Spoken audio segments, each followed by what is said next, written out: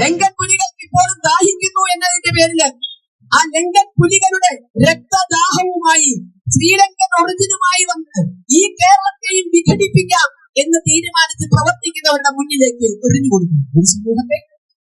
അവരാണ് ഈ സമൂഹത്തിന്റെ പ്രതിനിധികള്. പട്ടികജാതി പട്ടികവർഗ വകുപ്പിന്റേതായി പാലക്കാട് നടത്തിയ പരിപാടി. തനതായ എത്ര കലാവിഭാഗങ്ങൾ അവർക്കുണ്ട്. പട്ടികജാതി പട്ടിക വിഭാഗങ്ങൾക്ക് തനതായ എന്തെന്ത് കലാരൂപങ്ങളുണ്ട്.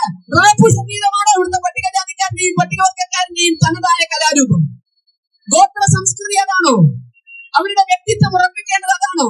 സർക്കാർ ഫണ്ട് ചെലവഴിച്ചു, പട്ടികജാതി പട്ടികവർഗ വികസന വകുപ്പിന്റെ ഫണ്ട് ചെലവഴിച്ചുകൊണ്ട് പാലക്കാട് ഒരു പരിപാടി നടത്തുമ്പോൾ പട്ടികജാതി പട്ടികവർഗ വിഭാഗവുമായി കുലബന്ധം പോലും ഇല്ലാത്ത റാപ്പ് മ്യൂസിക്കുകളാണ് അവിടെ കയറേണ്ടത്. അതിന്റെ പേരിലാണ് അവിടെ ക്രമസമാധാന പ്രശ്നം ഉണ്ടാകേണ്ടത്. അപ്പോ വിഘടനവാദത്തിലേക്ക് ഒരു സമൂഹത്തെ തള്ളിവിടണമെങ്കിൽ അവരുടെ അവസര ഉണ്ടാക്കണം, അവരുടെ അവസരങ്ങൾ ഇല്ലാതാക്കണം.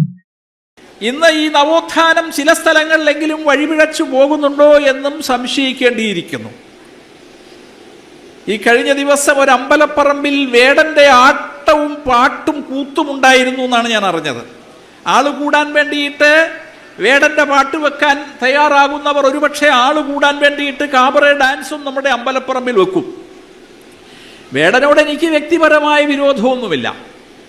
പക്ഷേ വേടന്റെ പാട്ട് എന്ന് പറയുന്നത് ജാതി ഭീകരവാദം പ്രചരിപ്പിക്കുന്ന, വിഘടനവാദം പ്രചരിപ്പിക്കുന്ന സാഹിത്യത്തെ നമ്മുടെ വളർന്നു വരുന്ന തലമുറയിലെ മനസ്സിലേക്ക് വിഷം കുത്തിവെക്കുന്ന കലാഭാസമായി അങ്ങനെ അരങ്ങുവാഴുകയാണ്.